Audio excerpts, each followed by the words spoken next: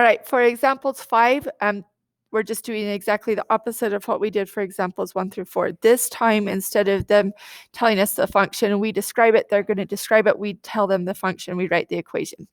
Okay, so I'm going to start off with the square root parent function. Okay, again, it says square root, so I know that parent function is just the square root of x. When it's a square, we don't even write the index in there. We can just leave it off right there. Okay, it is now reflected across the x-axis.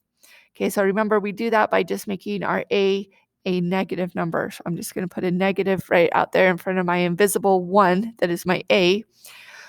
Then we're going to shift it 7 units left. So the left and right, the horizontal shift has to go with the function, with wherever x is. So x is under the radical. This one's got to go under the radical.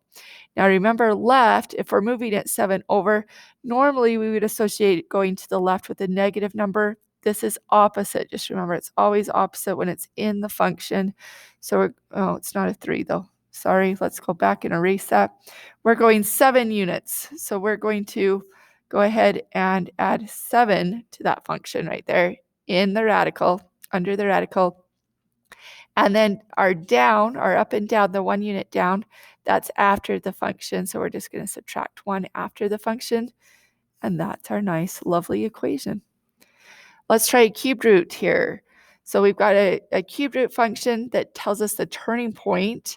They want the equation. So again, we're going to start with the parent function. Parent function of a cubed root is just the cubed root of x right here.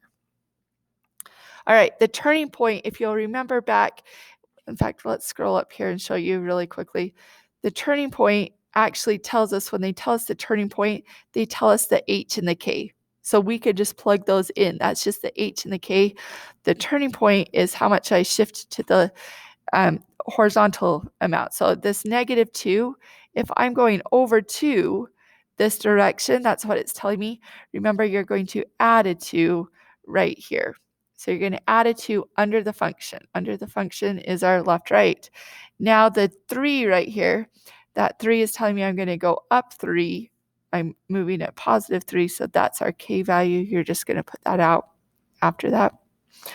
And there is our nice, lovely function. There's example 6 for us.